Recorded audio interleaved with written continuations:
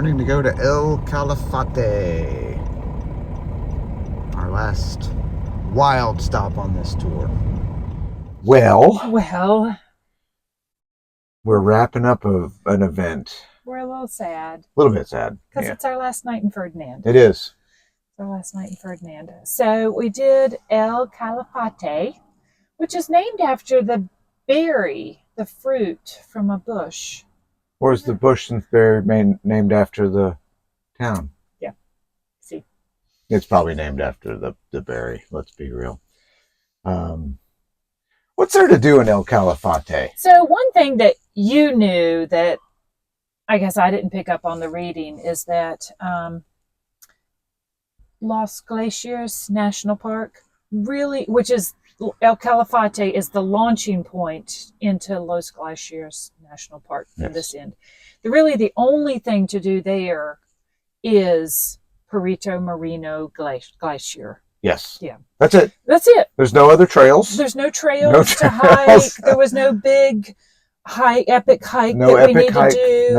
No. We spent 4 hours on the boardwalk looking at the glacier, which was wonderful. It's stunning. Stunning. You know, the immensity and the power of this ancient glacier, basically. Yeah. I mean, tens of thousands of years old. Yeah. And this thing that's powerful enough to grind rock into dust and carve valleys. Yeah. I mean, it's just amazing. But it's just so beautiful. And the boardwalk in front of it is you're so close to 70 meters of ice wall. Yes. You're very close to it. And you can walk along these boardwalks that follow the ice wall. And we heard it calving. Saw it calving a couple times. Several times. We heard it, saw it a couple of times, which was just so cool It was. to And for me, the interplay of light and shadow on the glaciers, and then the light hits certain parts and these blues appear, just of all different variations. And it was just beautiful just to be able to be in the presence of that. And we were lucky enough to have about 4 hours just hanging out around the glacier. Yeah. Dress warm, because it's not dress warm. It was a little windy. Windy. And we had lunch on the boardwalks, just eating our sandwich in front of the glacier and watching it, listening to it calve, waiting for it to see it. It was just an amazing experience. And then we got an excursion to walk on the glacier. The mini trekking. Heading out for our Little Ice mini trekking tour.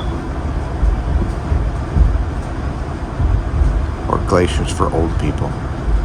But look at this blue.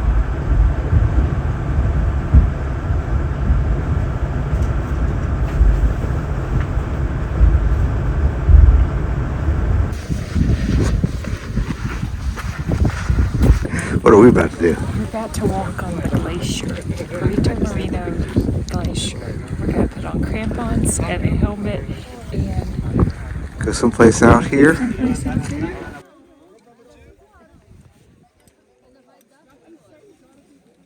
Okay. Before that? I was a triathlon. Do you know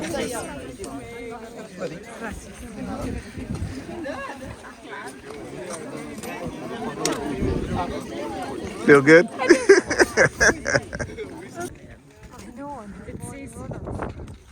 He's not going to have crampons on. It's easier to run without them. Just came up that way.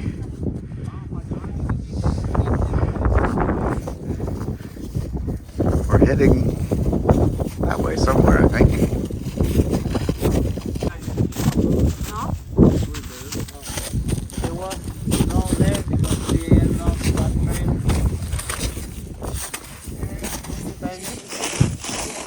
So we're finishing up our ice hike.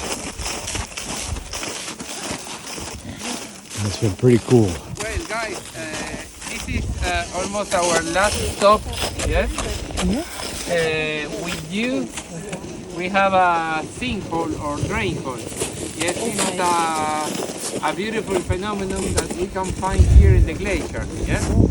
We find this big hole because the water is melting and start to erode different streams, yes, that they are all connected. And in some moment they find a weak area, like a hole, and the water starts to erode it, yes. This hole, their mission is to sink or drain the water from the surface, and they are all connected underground, underneath, yes, by different galleries, yes, and they drain the water outside to the sideway or to the front of the glacier. It was a lot of fun to get up close and personal. Yeah. They have you strap on crampons and wear a helmet, and which we think is kind of for the experience rather than and it is safety. It's but kind anyway, it's kind of cool, it's kind of cool. you know, to say, you know, I work crampons, and they were helpful in climbing around. The crampons were helpful. I thought the helmet was overkill, but if anybody fell, they had a helmet on. Got a helmet on. Yeah. Really neat. And he did a great job of explaining Glacier and glacier life and all the stuff. Safety oriented, of course. Yes, of course. Of course. And this is a way to get a lot of people out on the glacier. Now, little disclaimer, we wanted to do the big glacier hike, but there is an age limit and we were too old. So you have to be 50 or less. And we went in and tried to kind of, when we made our reservations, we kind of tried to bluff, and the young man there was having none of it, none whatsoever. No. And he said, well, I'm going to have to look at your passport. And so we couldn't have done it anyway. It was booked out a couple weeks in advance, regardless. Yeah. So we were very lucky to get on this trek and enjoyed it. It did. And realistically, in retrospect, the 6-hour one probably isn't really needed. They do a little bit more off-trail hiking. You get to see a little bit more, and you're just kind of out there longer.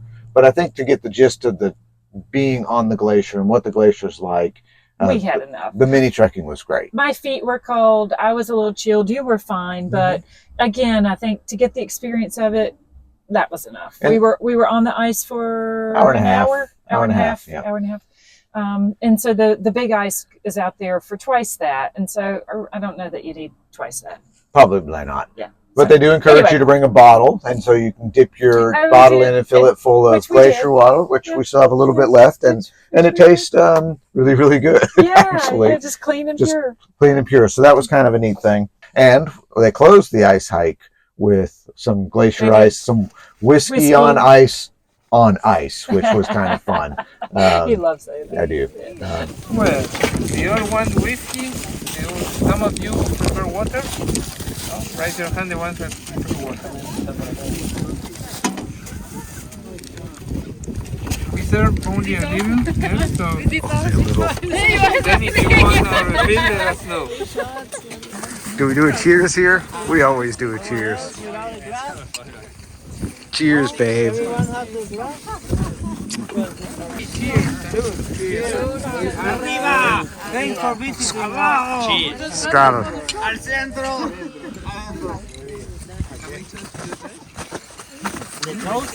Does her face change? So we did that and spent our second night outside of Los Glaciers. The first night was very, very remote. We were by ourselves. The second night we had 2 other people there with us. Same spot. Exact same spot. Exact same spot. And the first night we were by ourselves off a dirt road with cows around us. And then the second night, because we got off the ice in the glacier and out of the park very late, we just went right to that spot right outside the park again. And by the time we got there at 7:45, there were already 2 other vans there. So, which was fine. It was fine. It was still in a cow pasture off a dirt road. And there was lots of space between us. So it's not like we were right up against each other. It's just crazy how wild camping, you just hear about these spots and pick them. And one night you might be the only one, and one night you might be one of 3. Right. So, but in El Calafate itself, we had a day to burn because we couldn't get on the excursion. So we had a day to burn in El Calafate, and it was a cold day. We both said this was probably the coldest we'd been. We just felt it was chilled. It was windy and cold and raw. Overcast, rainy. Then it started snowing and windy and raw. We went out on the beach in the morning, and to our discredit, we didn't dress correctly. Nope. To be outside. But we went out on the beach specifically to find flamingos, and we found flamingos, a whole freaking flock of flamingos. We found flamingos. I wanted to say that. So we did check flamingos off our bird list, and that was great. So we did that. Went to a little museum. And then we went to the Nature Museum in El Calafate, but it was mostly about dinosaurs and because they found a lot of Patagonia is famous for its dinosaur finds. There's a lot down here. A lot of mega mammal finds. So the giant sloth was actually an actual carcass, basically, of hair and bones and things were actually found just a little bit north of Puerto Natales, which is where we are now. Yeah. So it's a neat place. The museum was really cool. Really cool. And then really cool. A lot of history of prehistoric life and stuff like that. And in English and Spanish, which was nice. This was nice. Yeah. So we spent about maybe not quite 2 hours at the museum and then worked our way over to a restaurant because it was cold and rainy and snowy. And so we just thought we'd hide out, have a nice lunch in a restaurant. And we were there over 2 hours. 2 hours. It was an experience. It was a meal experience. It was a meal experience. It was, I had salmon and you had? Steak. Argentinian steak. And a couple of beers and a dessert. And we were there over 2 hours, but it was money well spent and time well spent. And time it was great. Well spent because we watched out. We were right at the window and watching it snow. And anyway, it was a wonderful meal in El Calafate. One of the things I love about Argentina is they tend to do restaurants with motorcycle themes. And all motorcycles that I like. Motorcycles and great food. And a great waiter. And so from there, did we hit a supermercado? Supermercado, a few little groceries. Yep. To the Glacierium. So just outside of El Calafate, they say 6 kilometers, but seemed less than that, is the Glacierium Museum, which has a good history of glaciers. And they have something called the Ice Bar. Did we participate in the Ice Bar? We did not participate in the Ice Bar. It sounded very, very cold. 20 degrees Fahrenheit, minus 10 Celsius. So, and you got to stay down there for 25 or 30 minutes, but I heard some people come out saying they didn't make it 5. But we learned a lot about glaciers and specifically southern ice field in Patagonia is the 3rd largest ice pack in the world. Yes.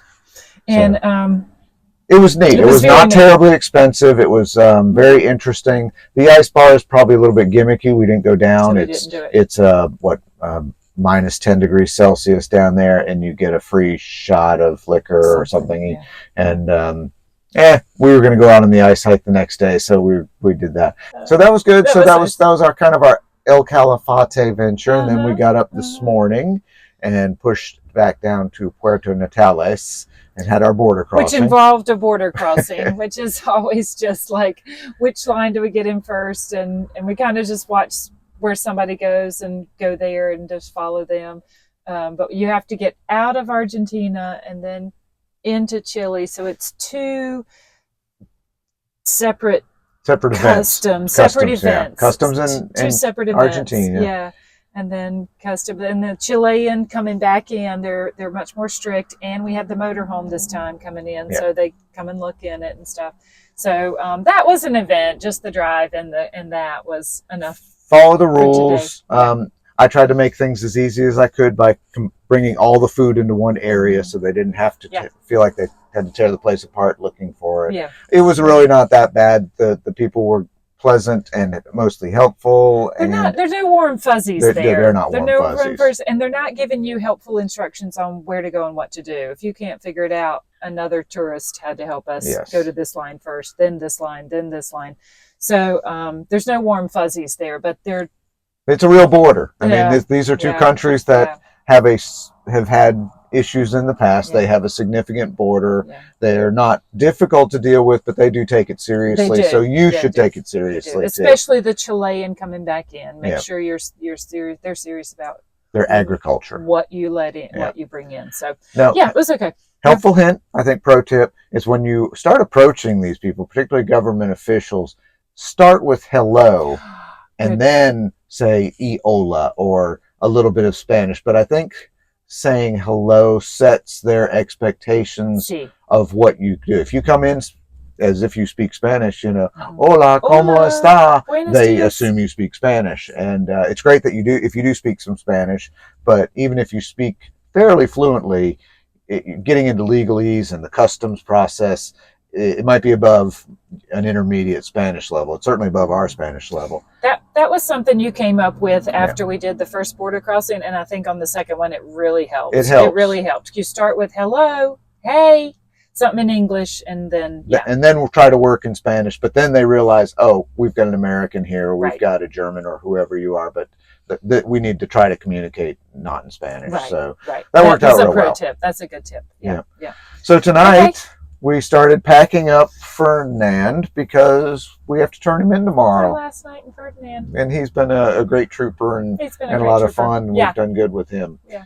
So we're pre-packing some of our coming things. into this trip, we said, well, you know, if we ever want to shower, if we get tired, or we need to see, we'll stay in, we'll get a hotel room, and we never did. Nope. We never felt like. I mean, we've been some days without a shower, but baby wipes, and we just loved because Ferdinand was comfortable, and I loved the experience of trying to find a cool place to park and camp, and we had a lot of cool places. Yeah. Now we do boondock in our camper in our Airstream a lot. So we have a lot of practice doing this. We're used to being in small spaces, though not quite this small. Yeah. But so we have experience with it. So it's not something that you can just jump into, I don't think. Or you have to be prepared for small space living. Yeah. So I think that helped our prior experience. But gosh. And I will say we came in the spring in the shoulder season. It's still windy and cold outside. The camper came with chairs, outdoor chairs, and an outdoor table. And you could have expanded your living space by having that out there, because we do with Tess, with our Airstream. But it was just too windy and too cold every time. So we lived in here. Yeah, we lived in here. So yeah, if you do this and come in a warmer season, you might be able to sit outside more than we did. Right. And maybe if you, especially if you haven't done this intensive boondocking and outdoors adventure, you might want to go with a little bit bigger one. We do not have an indoor toilet of any type. So we've been using the great outdoors and restaurants and national park bathrooms to kind of get by. And that's something to keep in mind. If you're not comfortable with that level of discomfort, then you might want to get something that's a little bit bigger that's more fully enclosed. True. So we're wrapping up with Ferdinand. The place is a mess, but any video you've seen in here has been a mess because it's really small. We'll turn him in tomorrow, and we have a night in Punta Arenas, and then we head to Santiago. Fly to Santiago for just a couple days, and we're really kind of winding down at this point. So this phase is over. We've got a couple more days of adventure in front of us, but I think the high difficulty adventure is past. So we will catch you guys probably in Santiago. So ciao. We are in Puerto Natales. It's our last night in Ferdinand, and we're right close to downtown. We're on the main drag here. Downtown is just down that way. I'll zoom in. So there's downtown. We are on this main drag. But we think it's going to get a little quieter tonight as things go on. So I'm going to zoom back out. It's really not a bad view, though. If we don't have too many cars tonight, we'll sleep well. And then we'll drive down to Punta Arenas and return this hard-working guy. He's been a good little camper. So we're having a wildlife stop here. We got some sheep crossing the road, and there's a cowboy, sheep boy, I don't know what they're called actually, herder, and the pups. Oh my gosh, look at the pups working. Look at those guys. 4 pups working.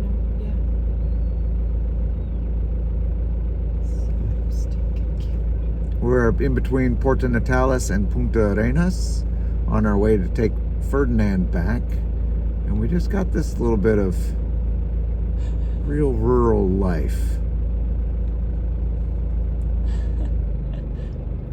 5 dogs, 5 perros.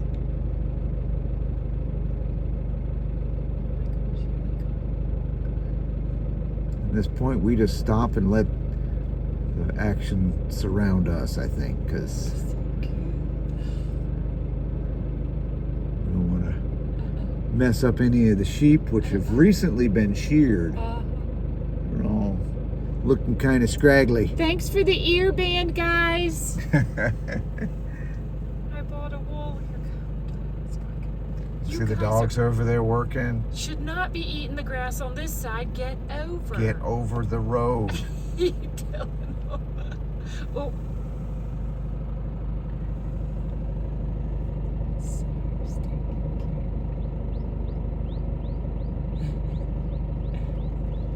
Dogs have got them well under control.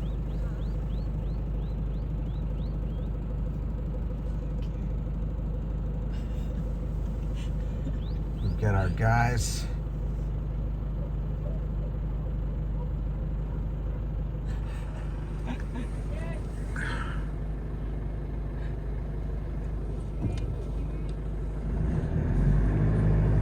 And off they go. And off we go. Adios, Ferdinand. So we're in Santiago now. We are wrapping up our last 2 days here. There's my beautiful girlfriend. And this is a big step up for us. We're coming out of Ferdinand. Coming out of Ferdinand. This is high class. This is pretty high class. We wanted to finish on a bang. What is this place? Hotel Sommelier Boutique.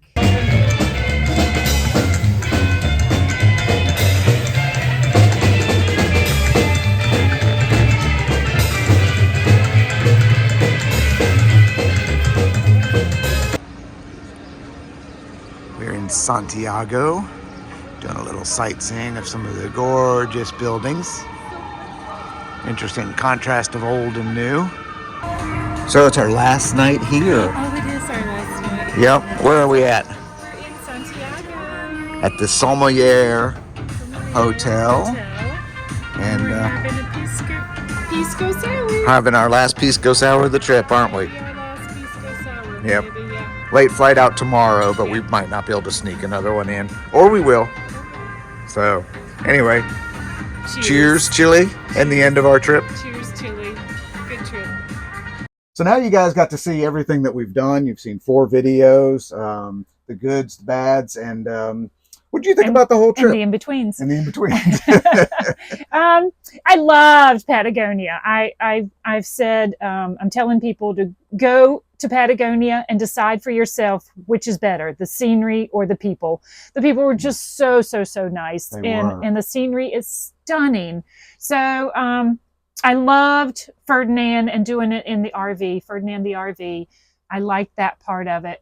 I think our biggest question was the cruise. The cruise, did we need to do that or not? And I really feel like it added to the whole trip, because you got to go down to Cape Horn, you got to go through the fjords and see a lot of the glaciers you wouldn't otherwise see, but it was expensive. It was expensive. So if you were cutting something, I think we've said this in the other ones, spend more days in Ushuaia. Yeah, go to Ushuaia and do the Beagle tours. Do the Beagle tours, and do the penguins from there, and maybe not, if you didn't, because the cruise was expensive. It was fun. It was worth it, I think, but but you could cut there if you needed to. Yeah. The rest of the trip, gosh, it was just amazing. I don't think we have any negatives about the country, certainly not the people, as you said. Yeah. And it was a great time. So in short, if you're going down there and you're an older traveler, pay attention to your physical capabilities and what you can do.